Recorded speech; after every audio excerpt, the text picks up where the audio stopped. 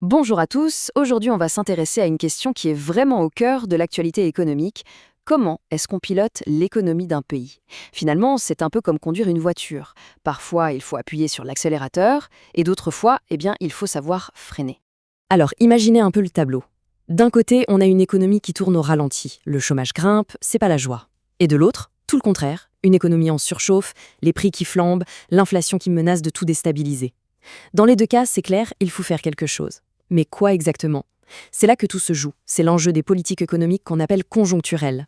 Heureusement, pour faire face à ces situations, les gouvernements et les banques centrales ne sont pas démunis. Ils ont en quelque sorte une boîte à outils avec deux grands leviers principaux pour essayer d'orienter la machine économique. Allez, on va voir ensemble comment tout ça fonctionne. C'est parti. Commençons par le premier de ces leviers, celui qui est directement dans les mains du gouvernement. On parle bien sûr de la politique budgétaire.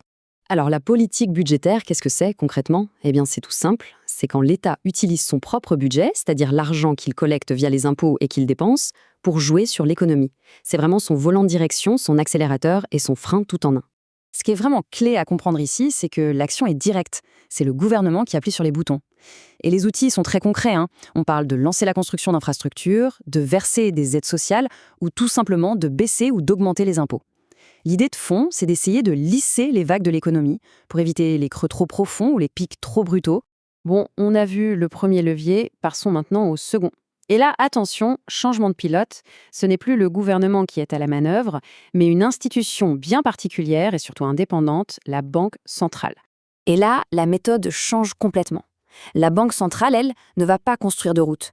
Non, son arme secrète, son outil principal, c'est de jouer sur le coût de l'argent. En gros, elle fixe des taux d'intérêt directeurs. Et en faisant ça, elle rend l'emprunt plus ou moins cher pour tout le monde, les banques, les entreprises, les particuliers. Et ça, bien sûr, c'est un impact direct sur l'envie d'investir ou de consommer. Pour nous, dans la zone euro, cet acteur, c'est la fameuse Banque centrale européenne, la BCE.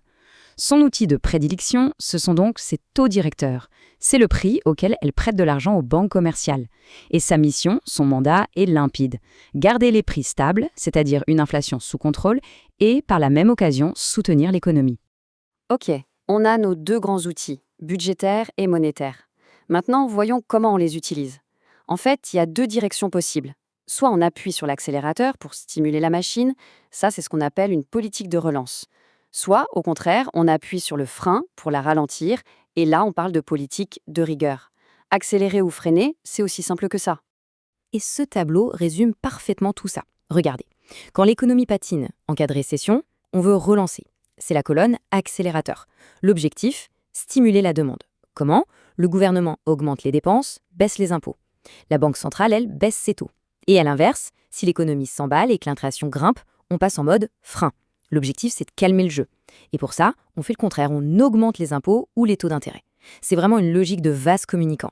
Bon, tout ça, c'est bien beau en théorie, mais voyons un cas concret de relance budgétaire. On se souvient tous de 2020 et de la crise du Covid. L'économie était à l'arrêt, le PIB plongeait. Face à ça, le gouvernement français a dû réagir. Et vite. Il a donc sorti l'artillerie lourde. Et quand on dit artillerie lourde, le chiffre parle de lui-même. 100 milliards d'euros, c'est colossal.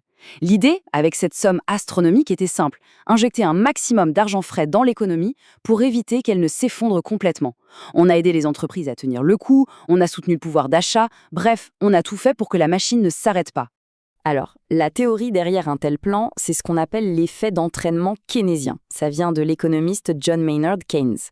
L'idée, c'est de créer un cercle vertueux. Regardez, l'État dépense de l'argent, ça donne du pouvoir d'achat aux gens et des commandes aux entreprises, donc la demande globale augmente. Pour satisfaire cette demande, les entreprises se mettent à produire plus. Et pour ça, elles embauchent. Et hop, la machine économique est relancée. D'accord, ça c'était pour la relance budgétaire. Maintenant, voyons un exemple de relance monétaire. Imaginons une autre situation, la croissance est molle et l'inflation est trop faible, voire négative, ce qui n'est pas bon signe non plus. Là, c'est au tour de la Banque centrale européenne d'entrer en jeu. Voilà une décision typique qu'elle pourrait prendre, baisser ses taux directeurs. En faisant ça, la BCE dit en quelque sorte aux banques commerciales « Allez-y, l'argent est moins cher, empruntez-nous-en et prêtez-le à votre tour ». Du coup, les banques peuvent proposer des crédits à des taux plus attractifs aux entreprises qui veulent investir ou aux ménages qui veulent acheter une maison. Et tout ça, ça stimule l'activité. Mais alors, attention, si c'était si simple, l'économie serait une science exacte et tout irait toujours pour le mieux. En réalité, ces politiques de relance ne sont pas des baguettes magiques. Elles ont des limites et surtout des risques bien réels. Il y a plusieurs effets pervers possibles, plusieurs fuites dans le système. D'abord, le grand risque, l'inflation. Si on injecte trop d'argent et que la demande explose, les prix peuvent s'envoler. Ensuite, il y a ce qu'on appelle l'épargne de précaution. Les gens reçoivent de l'argent, mais au lieu de le dépenser, ils le mettent de côté au cas où. Et là, la relance tombe à l'eau. Enfin, dernier point, dans un monde globalisé, l'argent de la relance peut très bien servir à acheter des produits fabriqués à l'étranger. Résultat, on stimule l'économie de nos voisins. Et puis, il y a un autre risque, un peu plus technique, qu'on appelle l'effet d'éviction. Pour financer ces dépenses, l'État doit emprunter sur les marchés financiers. Mais s'il emprunte des sommes énormes, il devient un concurrent pour les entreprises qui veulent aussi emprunter. Ça peut faire monter le prix de l'argent, c'est-à-dire les taux d'intérêt pour tout le monde. Et du coup, une entreprise privée qui voulait investir va peut-être y renoncer parce que le crédit est devenu trop cher.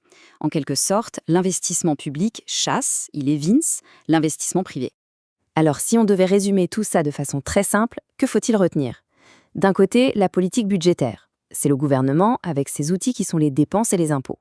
De l'autre, la politique monétaire. C'est la banque centrale avec son outil principal, les taux d'intérêt.